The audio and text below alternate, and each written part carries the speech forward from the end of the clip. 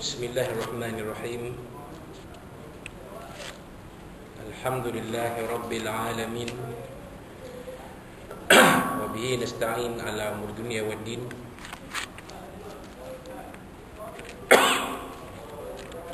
Nastaghfiruhu wa nastahdihi wa natubu ilaihi wa natawakkalu alaihi.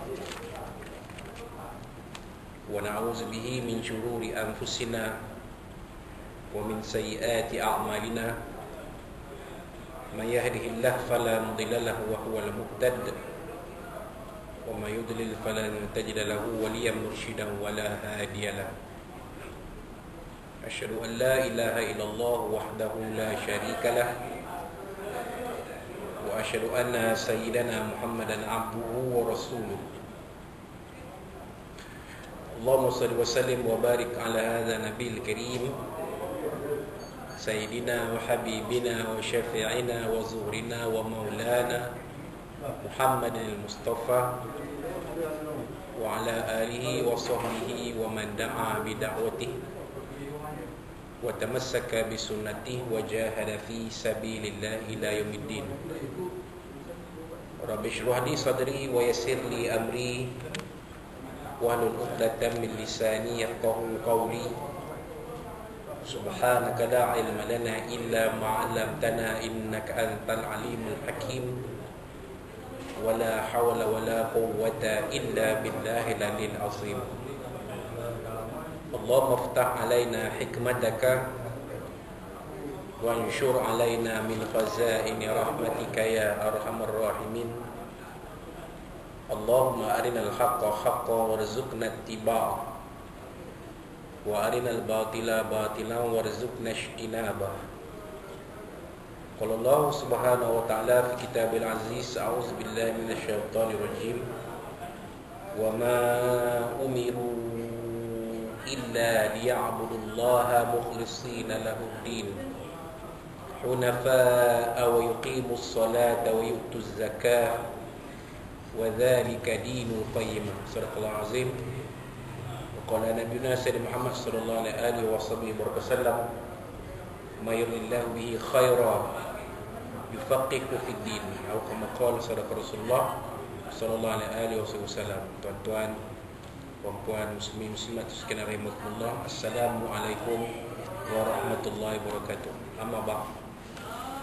Alhamdulillah, alhamdulillah, pada tengah hari ini 7 Safar 1442 Hijriah bersamaan 24 September 2020, kita telah sama-sama menunaikan solat fardu Zuhur berjamaah yang dipimpin oleh Tuan Imam kita Al-Fadhil Ustaz Ahmad Nazmi bin Muhammad, yang dibantu oleh Tuan Bilal kita Al-Fadhil Ustaz Ashraf Khalid bin Fazil.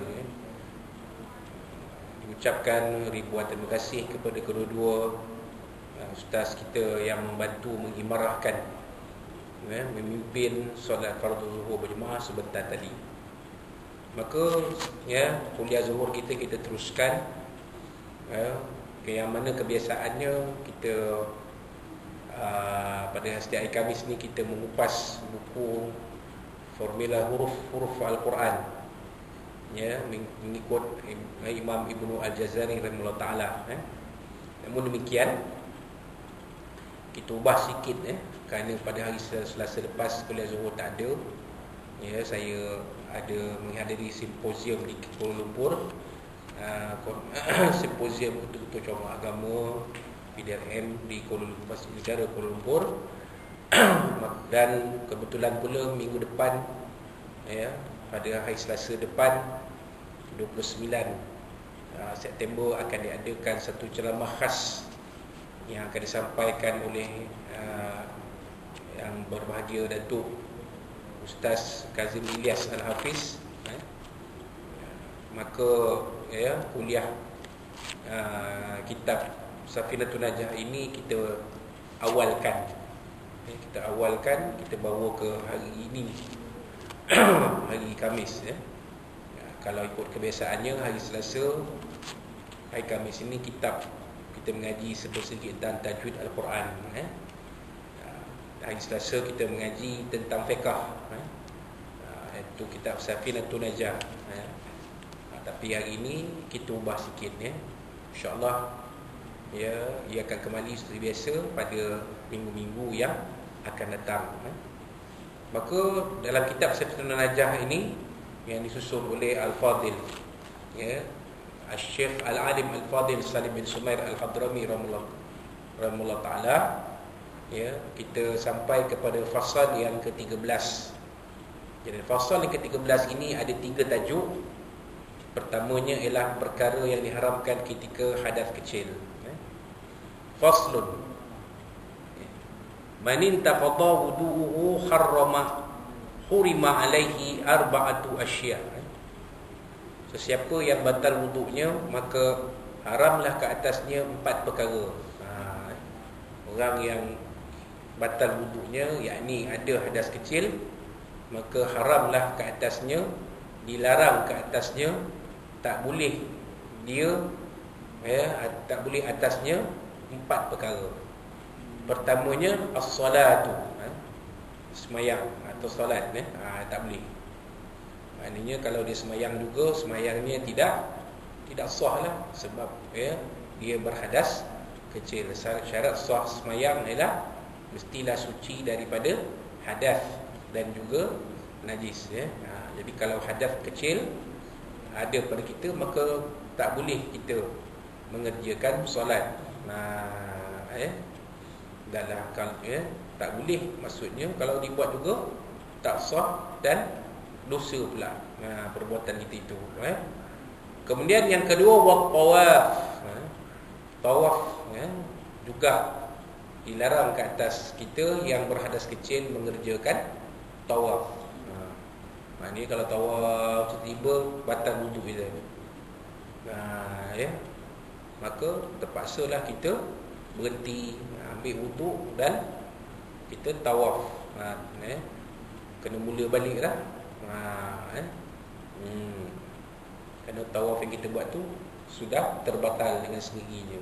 Macam kita semayang, kalau kita semayang batal kan, tengah-tengah semayang terkentut rakaat keempat tengah tahiyat akhir terkentut kita, batal semayang tu.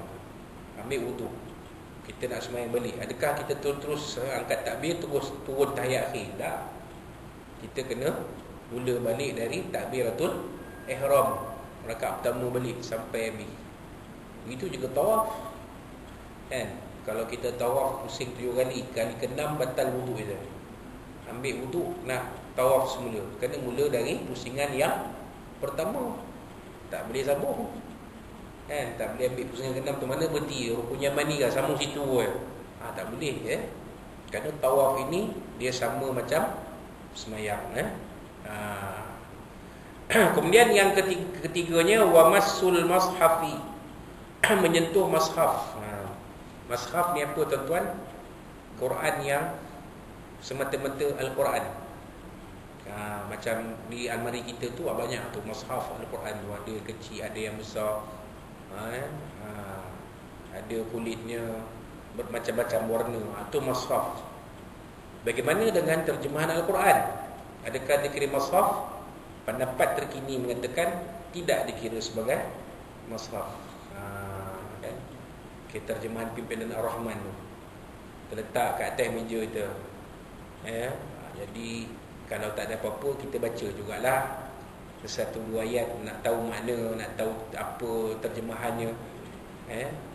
Wuduk kita batal atau kita tak ada wuduk, boleh tak kita pegang terjemahan Quran tu? Boleh, tak ada masalah sebab dia bukan mushaf. Kalau mushaf tu dia macam Quran yang kita pakai untuk baca tu, itu adalah mushaf Al-Quran. Jadi tak boleh sentuh kalau tak ada wuduk. Yang keempatnya wahamluhu, membawa mushaf. Menyentuh mushaf tidak boleh kalau kita ada hadas kecil, apatah lagi kalau nak membawa mushaf. Kita nak bawa itu dah tentu tak boleh. Sentuh tak boleh, bawa dah tentu tak boleh. Semua ini akan boleh apabila kita mengangkat hadas kecil, yang ini kita berwuduk. Bila kita berwuduk semua boleh. Semayang boleh, tawaf boleh, sentuh mushaf boleh, pegang mushaf, bawa mushaf boleh. Itu dia Wallahu a'lam. Kemudian bahagian seterusnya ialah perkara yang diharamkan ketika junub. Wa yahrumu 'alal junubi, diharamkan ke atas orang yang berjunub. Orang berjunub ni orang yang telah melakukan persetubuhan. Orang yang telah melakukan persetubuhan, ya, sama ada lelaki atau perempuan. Dia tak sebut sini umum, sama ada junub itu halal ataupun sebaliknya. Tak kena faham. Kalau kita junub yang halal, tak ada masalah, tak ada dosa. Kalau junub yang haram, az-zina, al-liwat, itu ada dosa besar. Tapi sama je. Dia dikira junub juga. Jadi haram ke atas wayahrumu 'alal junubi, haram ke atas orang yang berjunub itu sittatu asya', 6 perkara. Orang yang berjunub ni, orang yang bersetubuh, yang telah bersetubuh ni belum lagi mandi wajib. Orang yang berjunub ni maknanya orang yang ada hadas besar. Itu dia. Kalau kita lihat, boleh juga dikatakan yang berjunub itu ialah orang yang wa in kuntum junuban fatahharu. Sekiranya kamu nak ada junub, maka kamu naklah mandi. Maknanya orang yang dalam hadas besar, keluar air mani ke, selain daripada haid dan nifas, keluar air mani ke, dia ada dua je, keluar air mani satu, bersetubuh satu, itu junub. Keluar air mani walaupun tidak bersetubuh juga dikatakan sebagai junub, sama ada lelaki atau perempuan. Kena faham tu kak. Jangan senyum kambing dia. Ni ilmu, kena faham.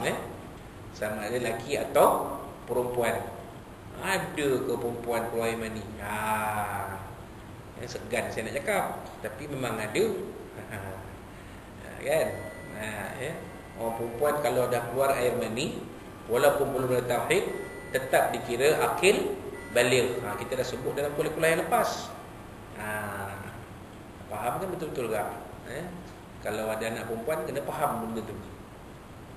Tuan-tuan dan perempuan sekalian lah, kita seorang bapa dan seorang ibu, kalau ada anak perempuan, kena faham betul-betul. Sama ada dia keluar darah haid atau dia keluar air mani, maka dia sudah dikira akil baligh. Dia belum datang darah haid, tapi dah keluar air mani. Akil baligh ke tak? Dah akil baligh, besar dia. Dah remaja dah dia. Jadi bila dah ada hadas besar, macam mana nak angkat hadas besar? Kena mandilah. Mandi wajib. Kita dah sebut dalam kuliah lepas bagaimana cara mandi wajib. Niat meratakan air ke seluruh tubuh badan tanpa terkecuali. Nak cantik, berendam dalam kolam. Itu cantik. Kan, kolam yang besar, kolam yang airnya cukup 2 kolah. Itu cantik. Tak payah pakai siram-siram, dah berendam sekali. Niat saja aku niat mandi hadas besar, kerana Allah Ta'ala berendam sekali, rendam sekali, keluar balik. Sah. Mandi wajib tu. Tapi rumah kita, kolam rumah kita tak ada besar macam tu, maka terpaksa menggunakan air yang mengalir, sama ada pakai baldi, siram atas ke bawah ke, ataupun pakai paip ke, ataupun pakai shower ke. Itu mandi wajib. Jadi mandi wajib ini dibuat untuk mengangkat hadas besar ataupun junub tadi. Selagi belum kita mengangkat hadas besar, selagi kita belum mandi wajib, selagi kita dalam keadaan berjunub, maka 6 perkara tak boleh kita buat. Apa dia tuan-tuan? As-salatu, sembahyang tak boleh. Orang yang berjunub, orang yang berhadas besar tak boleh sembahyang. Wa tawafu, dan tawaf. Tawaf pun tak boleh. Sembahyang tak boleh, tawaf tak boleh. Wa massul mashaf, menyentuh mashaf. Wa hamluhu, membawa mashaf. Ni sama. Orang yang hadas kecil, orang yang hadas besar, 4 perkara ini sama. Sembahyang tak boleh, tawaf tak boleh, pegang sentuh mushaf tak boleh, pegang mushaf pun tak boleh. Bawa pegang sentuh mushaf tak boleh, bawa mushaf pun tak boleh. Dan bagi orang yang hadas besar yang junub ini ditambah lagi dua. Apa dia tuan-tuan? Wal-lubthu fil masjid, menetap di dalam masjid. Tak boleh. Menetap dalam masjid tak boleh. Katalah dia contoh seorang fulan ini dia beriktikaf dalam masjid, contoh. Kita dalam masjid, cadang-cadangnya dia pagi besok nak bangun nak mulai, contoh. Nak ditakdirkan malam itu dia mimpi keluar air mani, tidur di masjid ni mimpi keluar air mani, maka dia tak boleh duduk dalam masjid, tak boleh meneruskan berada di masjid. Maksudnya nak baring-baring ke, dia kena serta-merta mandi wajib. Kena serta-merta mandi wajib. Tapi tak apa, kebanyakan masjid ada bilik mandi, tak ada masalah. Pergi bawa towel pergi bilik mandi, mandi wajib, lepas tu bawa masuk balik. Nak teruskan iktikaf ke, nak tidur dulu ke, ataupun nak terus mulai ke, boleh, tak ada masalah.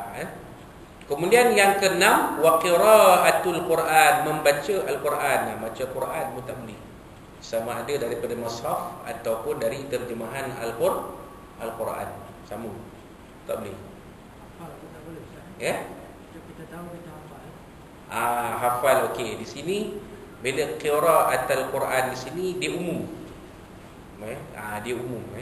Tidak disebut di sini sama ada kita baca yang ada di mushaf ataupun yang kita baca yang hafal dalam ingatan kita, tak disebut sini. Dia kata qiraatul Quran, maknanya orang yang dalam junub tak boleh baca Al-Quran, sama ada yang kita ingat ataupun dari mushaf ataupun dari terjemahan Al-Quran, tak boleh baca. Kena mandi dulu, lepas mandi baru boleh. Begitulah cerita dia. Kalau ikut dalam kitab ni. Namun demikian, ada pendapat mengatakan dan pendapat ini diterima, bahawa orang yang bacaan Al-Quran yang dihafal itu dibolehkan.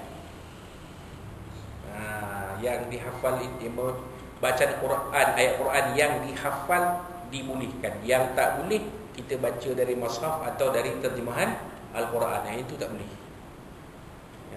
So ada timbul isu ni. Isu ni timbul dekat bahagian yang berikutnya, nanti akan saya uraikan isu tu. Jadi kalau contoh kalau dia tu dalam keadaan junub, dia tengah-tengah hafal Quran, tiba-tiba terkeluar air mani dia, contoh. Walaupun mustahil nampak tak logik, tapi kenalah fikir. Kok lah tengah-tengah baca ngapal, terasa basah, buahlah air mani keluar.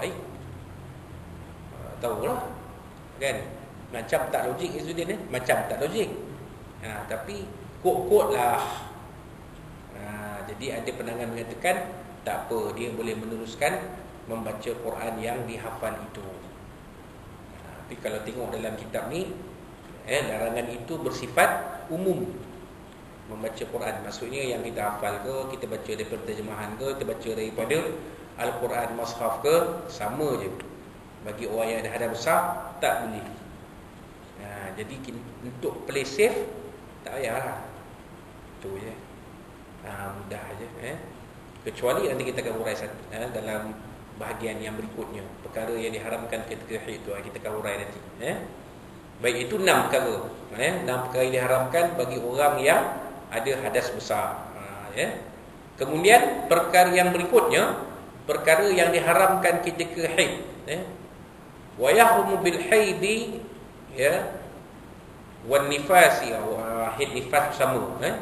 Asyratu asya', 10 perkara. Tadi yang hadas kecil 4, hadas besar 6. Bagi orang yang haid dan nifas 10. Ni perempuan kita lelaki tak masuk.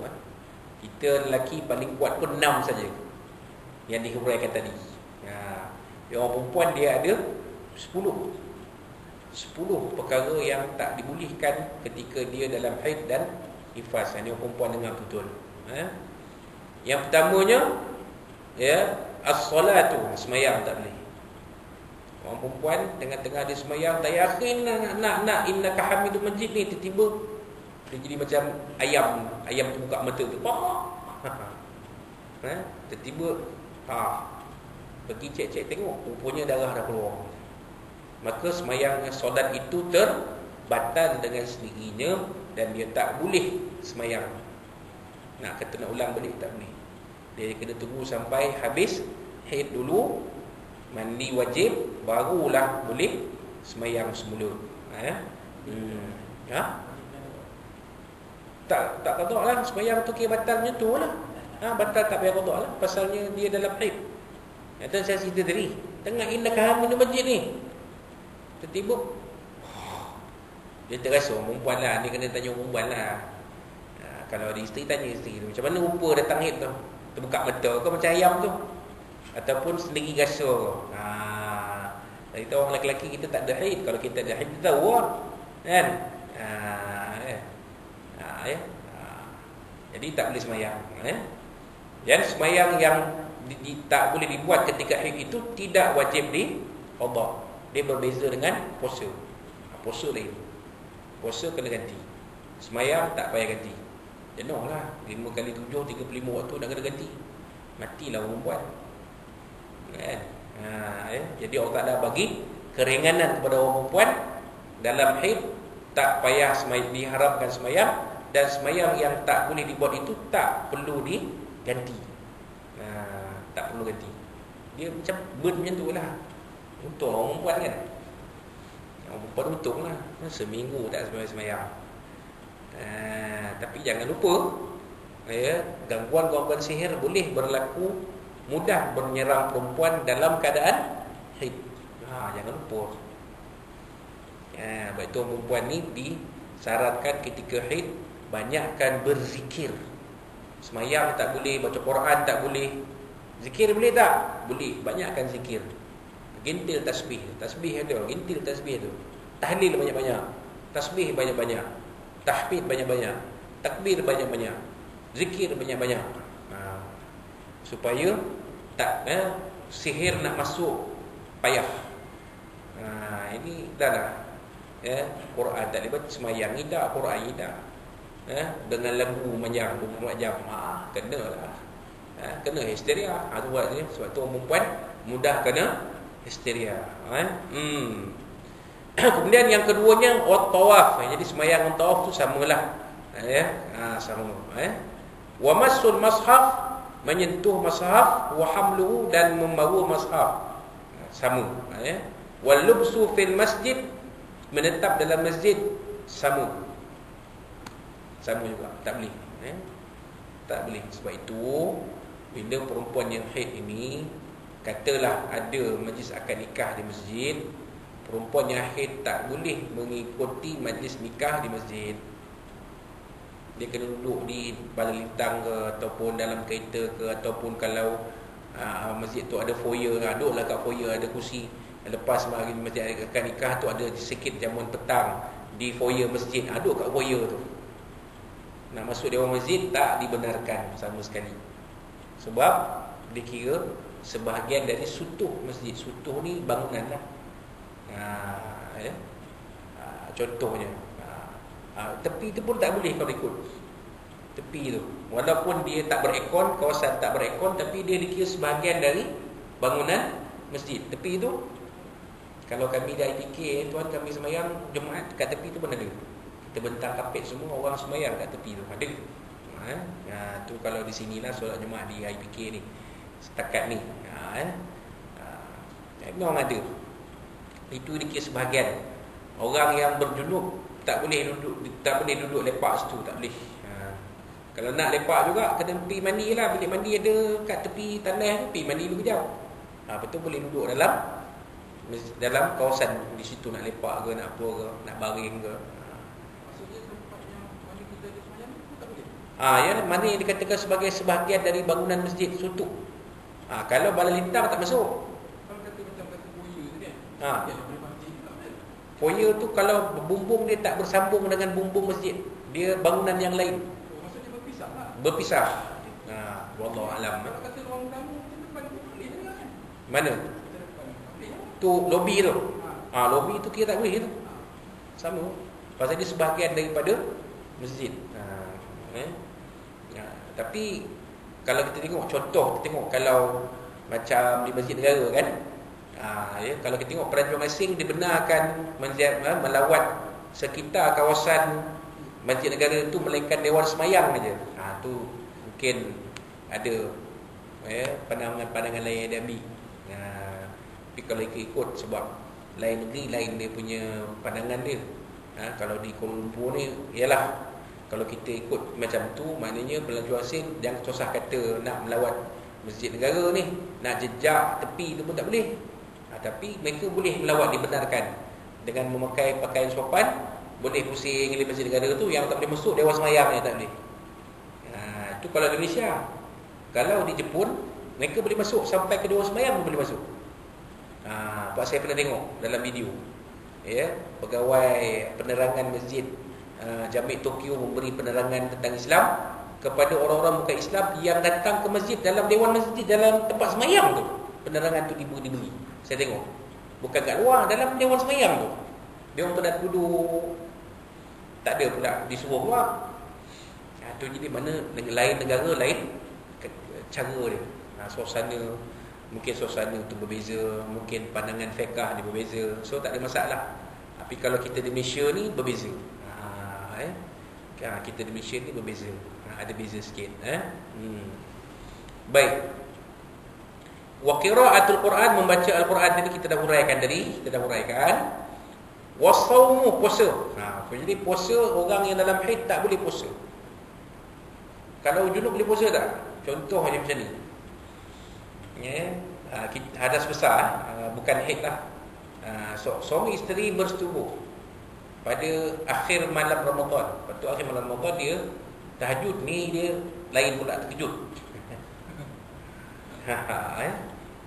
Lepas tu, lepas selesai dia pun tidur. Sahur tinggal, subuh tinggal, jaga-jaga pukul 9. Sah tak puasa dia? Sah puasa dia. Walaupun masih dalam keadaan berjunub. Cuma dia bangun-bangun kena mandi wajib lah. Pasal pun nak semayang, nak ganti subuh qada tadi. Dan sahur pun tinggal. Ada yang cerdik ni, dia cerdik macam mana tau? Dia terkejut. Terkejut, lepas tu dia sahur dulu. Lepas tu baru terkejut. Kan takut kan kena letih, penat kan, terlelap tidur tu, bangun pukul 9 kan. Bangun pukul 4.30, kita sahur dulu bang kata. Boleh. Sahur mesti makan kambing, isteri tu bagi signal. Suami pun faham lah.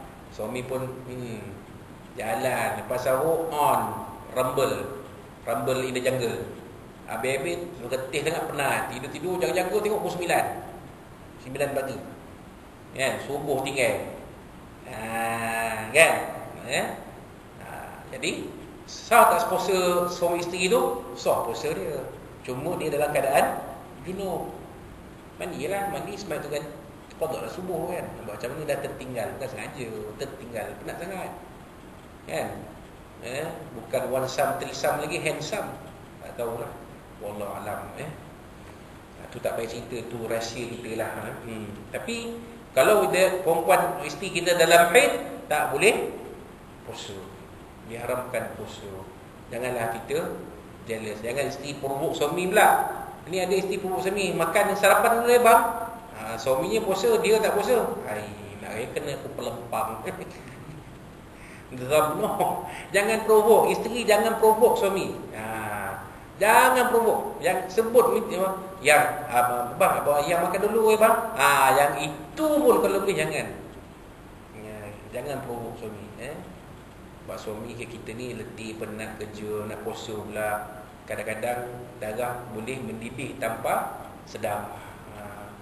Betul kan? Kita puasa, penat, balik kerja pukul 7 malam, balik pukul 7 nak puasa pula. Isteri pula tak puasa. Dia makan bang. Itu yang darah kita boleh mendidih tanpa sedar. Boleh faham? Betul? kita tiba-tiba datang baran. Bahaya tu.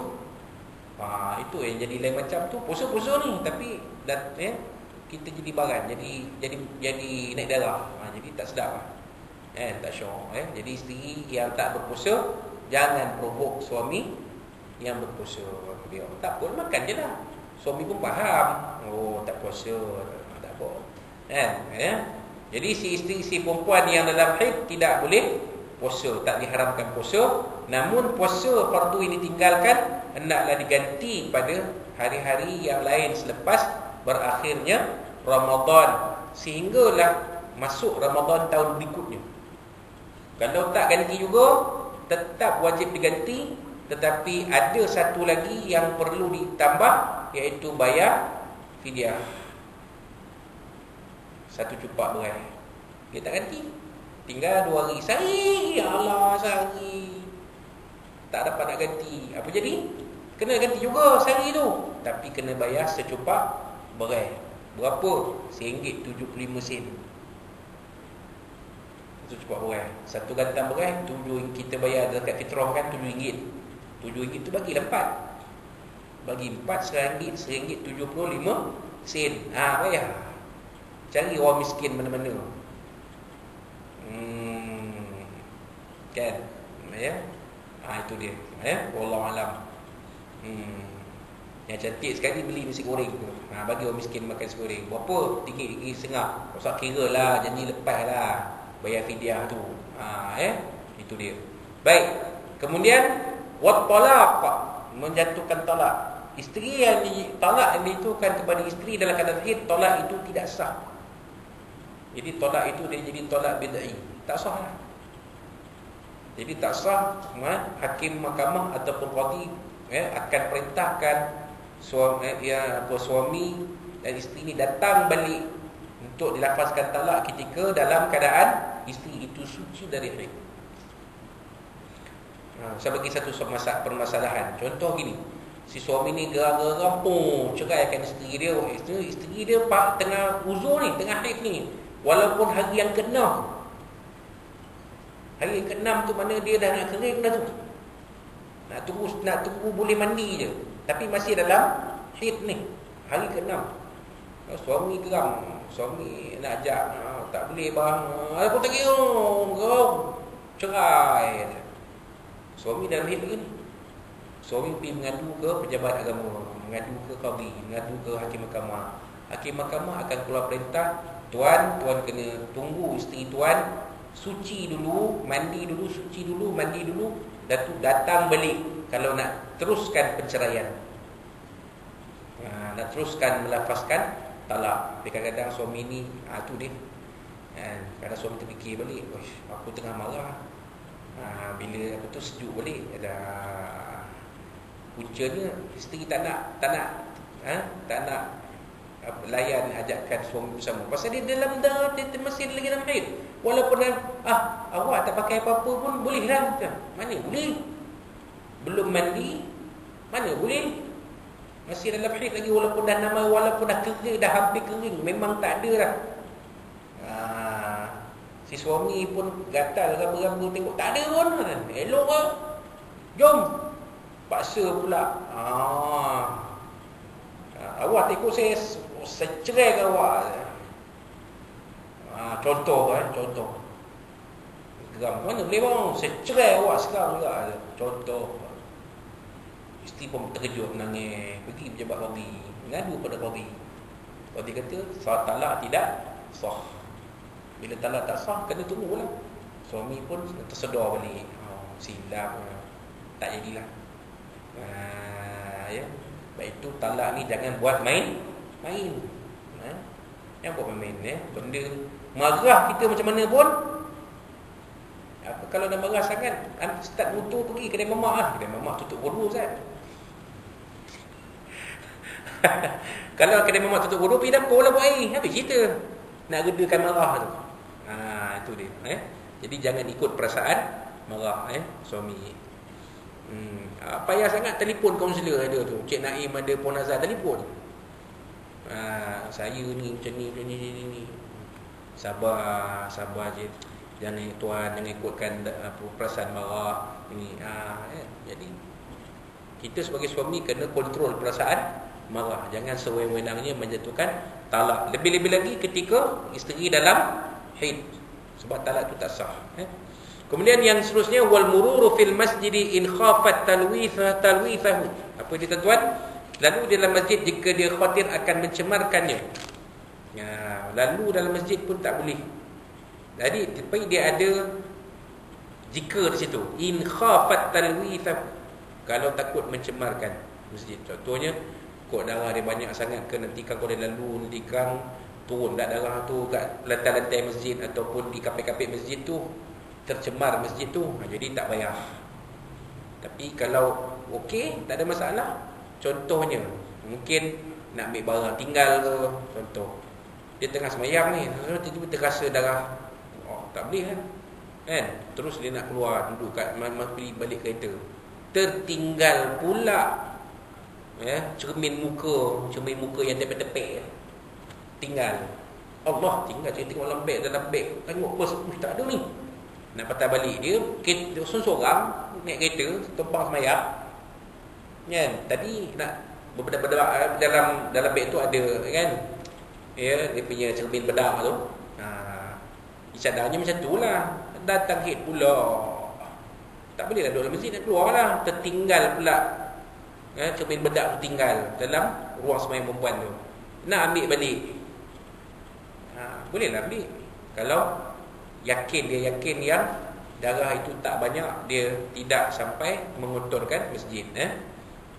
Kalau dia rasa mengotorkan masjid, tak payah, dia tak dibolehkan. Itu yang ke berapa tadi? Ke-9. Yang ke-10 akhir sekali wal istimta'u bima baina surrah wa rukbah. Apa dia tuan-tuan puan yang akhir sekali? Berseronok-seronok dengan anggota di antara pusat dan lutut. Istimta' bersonok-sonok. Ada pendapat mengatakan bersonok-sonok ni di sini dia kata haram ke atas suami melihat anggota di antara pusat dan lutut isterinya dengan bersyahwat, dan tidak haram, hanya harus menyentuhnya tanpa bersyahwat. Tu maksud dia. Tak boleh senang kata elaklah. Isteri dalam haid tu elakkan benda ni, jangan dibuat. Antara pusat sampai lutut jangan. Itu dia. Itu dia 10 perkara yang diharamkan untuk perempuan dalam keadaan haid dan nifas. Wallahu alam. Jadi kita ulang balik sebagai kesimpulannya, bagi mereka yang hadas kecil ada 4 perkara yang tak dibenarkan, yang diharamkan, iaitu solat, tawaf, menyentuh dan membawa mushaf. Ada 4 perkara. Bagi orang yang berhadas besar ataupun dalam keadaan junub ada 6 perkara: solat, tawaf, menyentuh, membawa mushaf, menetap dalam masjid dan membaca Al-Quran. Dan bagi perempuan yang dalam haid diharamkan 10 perkara, iaitu solat, tawaf, menyentuh mushaf, membawa mushaf, menetap dalam masjid, membaca Al-Quran, puasa, talak.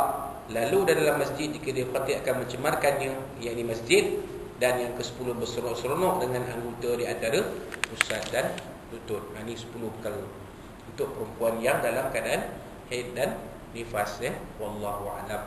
Itu dia fasal yang ke-13 tadi. 3 pecahannya kita telah huraikan sedikit. InsyaAllah pada kuliah kita akan datang kita akan sambung dengan fasal yang ke-14. Tajuknya sebab diharuskan tayamum.